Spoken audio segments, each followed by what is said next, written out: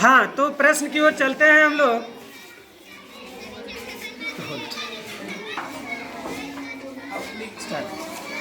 अकबर द्वारा बनाई गई श्रेष्ठतम इमारतें पाई जाती है आगरा के किले में, लाहौर के किले में, इलाहाबाद के किले में या फतेहपुर सीकरी। सही जवाब फतेहपुर सीकरी होगा।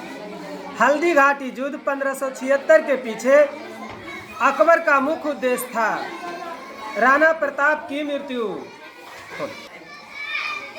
अगला क्वेश्चन है, मुगल सम्राट अकबर के समय का प्रसिद्ध चित्रकार कौन था? अब्दुल फजल, बिसंदास, दसवंत या उस्ताद मंसूर। जानते हैं इसका सही जवाब है दसवंत। निम्नलिखित में किसमें हिंद तथा ईरानी वास्तुकला का सर्वप्रथम समन्वय देखने को मिलता है? ताजमहल में, पंचमहल में, लाल किला में या शेरशाह के मकबरे में? सही जवाब इसका होगा शेरशाह के मकबरे में।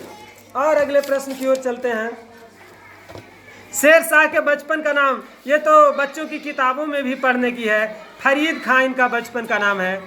शेरशाह ने अपने पिता हसन खां की जागीर के प्रबंधक के रूप में नियुक्त किया गया। कहाँ की जागीर थी वो? उस सासाराम की थी, है ना। अगला क्वेश्चन है, दक्षिण बिहार के उस शासक का क्या नाम है जिसने फरीद खां को शेर खां की उपाधि दी, अपना वकील एवं अपने पुत्र का अतालिक नियुक्त किया? सही जवाब इसका होगा बहार खां नुहानी, जिसको लोहानी भी कहते हैं, है ना। विकल्प तो इसमें कई हैं, लेकिन हम सीधे प्रश्न और सिर्फ उत्तर की ओर चल रहे हैं। दक्षिण बिहार का वास्तविक शासक बनकर शेर खां ने उपाधि धारण की। हजरत आला के उपाधि धारण किया इन्होंने।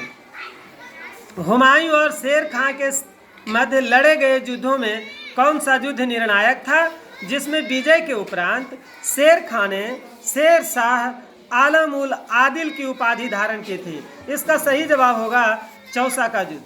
किस युद्ध को जीतने के बाद शेर शाह ने दिल्ली में द्वितीय अफगान राज्य की स्थापना की? इसका सही जवाब होगा कन्नौज या बिलग्राम का युद्ध। भारत के इतिहास के संदर्भ में अब्दुल हमीद लाहौरी कौन था? इसका सही जवाब होगा शाहजहां के शासन का एक राजकीय इतिहासकार था। अगले प्रश्न की ओर चलते हैं। धर्मत का युद्ध निम्न में किनके बीच लड़ा गया? इसका सही जवाब होगा औरंगजेब और दारा शिकोह के द्वारा, है ना, के बीच, ये दोनों के बीच लड़ा गया। अगला क्वेश्चन है, मुगल काल में निम्नलिखित बंदरगाहों में किसको बाबुल मक्का यानी मक्का का द्वार कहा जाता है? इसका सही जवाब होगा सूरत। अगले प्रश्न की ओर चलते हैं। निम्नलिखित युग्मों में कौन सा एक सही सुमेलित नहीं है? विलियम हॉकिंस जहांगीर के समय में आए, Tavernier Shahjahan, Sir Thomas Roe Akbar. यही गलत है, सर टॉमस रो अकबर जो है ये सुमेलित नहीं है। और आगे चलते हैं हम लोग, है ना। देखिए यूपीएससी में सब क्वेश्चन पूछा हुआ है। निम्नलिखित कथनों पर विचार कीजिए। आहदी वे घुड़सवार सिपाही थे। इसका सही जवाब होगा 1, 2 और 3। मतलब जिन्होंने अपनी सेवाएं एकाकी प्रदान की, जिन्होंने किसी सरदार के साथ अपने को संलग्न नहीं किया, सम्राट ही जिनका आसन्न कर्नल था। यह सही जवाब है। कंधार के निकल जाने से मुगल साम्राज्य को एक बड़ा झटका पहुंचा, है ना। इसका सही जवाब होगा सामरिक महत्व के केंद्र के दृष्टिकोण से, यानी इस दृष्टिकोण से उसको बड़ा धक्का लगा। अकबर के शासन काल में पुनर्गठित केंद्रीय शासन प्रणाली के अंतर्गत सैनिक विभाग का प्रमुख मीर बख्शी था। अकबर के शासन काल में सैनिक विभाग का प्रमुख मीर बख्शी। राजपूताना क्षेत्र के किस राज्य को जीतने में मुश्किल हुई और जब वह अंततः जीत मिली तो शेर शाह के मुख से अनायास ही निकला कि अरे मैंने एक मुट्ठी भर बाजरे के पीछे हिंदुस्तान का राज ही गवा दिया। इसका सही जवाब है मारवाड़, है ना। शेर शाह ने ऐसा कहा था कि अरे एक चने मुट्ठी भर बाजरे के पीछे हिंदुस्तान का राज ही गवा दिया। किस अभियान के समय अचानक बारूद में विस्फोट हो जाने के कारण शेर शाह की मृत्यु होगी? उत्तर होगा कालिंजर अभियान के समय। अगले प्रश्न की ओर हम लोग चलते हैं। शेर शाह कालीन प्रशासन में फौजदार क्या होता था? ये कोषाध्यक्ष होता था, फौजदार। शेर शाह कालीन प्रशासन में कानूनगो का काम क्या था? ये कानूनगो जो है भूमि संबंधी रिकॉर्डों का रख रखाव करता था। किसने शेर शाह कालीन ग्राम प्रशासन के संदर्भ में कहा है?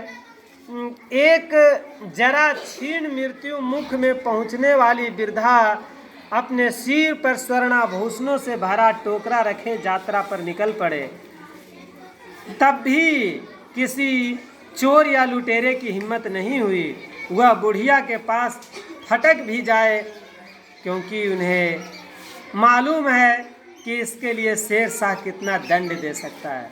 कितना बेहतर था इनका शासन व्यवस्था, इस वाक्य से पता चलता है।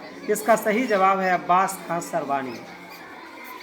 शेर शाह द्वारा निर्मित सड़क व सराय अफगान साम्राज्य की धमनियाँ थी, यह किसकी उक्ति है? यह आर.के. कानूनगो की युक्ति है ना। शेर शाह के भू राजस्व व्यवस्था के संदर्भ में सही नहीं है। भू राजस्व की उपज दर का 1/6 भाग तय किया था, यह सही नहीं है। राज ने असरफी रुपया दाम नामक नए सिक्के चलवाए, वे जिन धातुओं के थे? असरफी सोना के था, दाम चांदी के, और रुपया चांदी के और दाम तांबा के थे। दिल्ली का पुराना किला जिसके द्वारा बनवाया गया? शेर शाह के द्वारा। अमरकोट के राजा बीर साल के महल में किस मुगल बादशाह का जन्म हुआ? सही जवाब होगा अकबर। हमीदा बानो बेगम थी।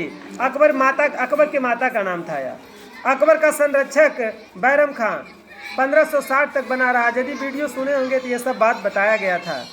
सूरवंश के हिंदू प्रधानमंत्री हेमू पहले रेवाड़ी के बाजार में नमक बेचा करता था, मगर वह बहुत प्रतिभा संपन्न था। उसने अपने जीवन में लड़ी कई लड़ाइयों में 22 को जीता। हेमू ने किस उपलक्ष्य में विक्रमादित्य की उपाधि धारण की? आगरा दिल्ली पर आक्रमण करने के उपलक्ष्य में। पर्दा शासन के लिए जिम्मेदार उतक खैल का या हरम दल का सरप्रमुख सदस्य कौन थी? महामनगा इसका सही जवाब होगा। चलते हैं और आगे चलिए कुछ प्रश्नों की ओर जो ज़्यादा इम्पोर्टेंट है। एतामद उद्दौला का मकबरा आगरा में किसने बनवाया? इसका सही जवाब होगा नूरजहां ने बनवाया। राजपूताना के निम्न राज्यों में से किस एक ने अकबर की संप्रभुता स्वीकार नहीं की? इसका सही जवाब होगा मेवाड़ ने स्वीकार नहीं किया था। किस मध्यकालीन भारतीय शासक ने पट्टा एवं कबूलियत प्रथा का आरंभ किया? इसका सही जवाब शेर शाह होगा। चलते हैं कुछ और प्रश्नों की ओर। अकबर ने किसे कंठाभरण बानी विलास की उपाधि दी थी? सही जवाब होगा तानसेन। मुगल वंश के संदर्भ में पिता के रहते बादशाह प्राप्त करने का प्रथम प्रयास करने वाला शहजादा यह है जहांगीर। शासक बनने के बाद 12 अध्यादेश जारी करने वाला मुगल बादशाह यही जहांगीर ही था। कौन सुमेलित नहीं है? 5वें गुरु अर्जुन देव की हत्या 1606 में हुई, यही सुमेलित नहीं है। बाकी सब सही है, सब जो देख रहे हैं सब सही है।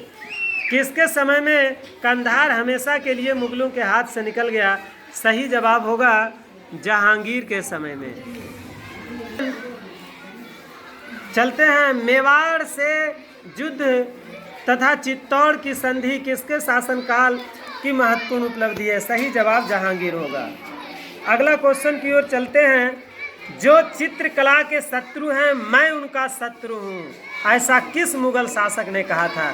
ऐसा जहांगीर ने कहा था, है न। मराठों एवं अफगानों को मनसबदारी प्रथा में शामिल करने वाला प्रथम मुगल शासक जहांगीर था। जी ये सब थे प्रमुख क्वेश्चन जिसको हमने देखा। अब आगे देखते रहिए। हम लोग अगली बार दिल्ली सल्तनत में चलेंगे। पहले उसके इतिहासकार और उसके शासक के बारे में बताएंगे, उसके बाद फिर इस तरह से प्रश्नों की ओर चलेंगे।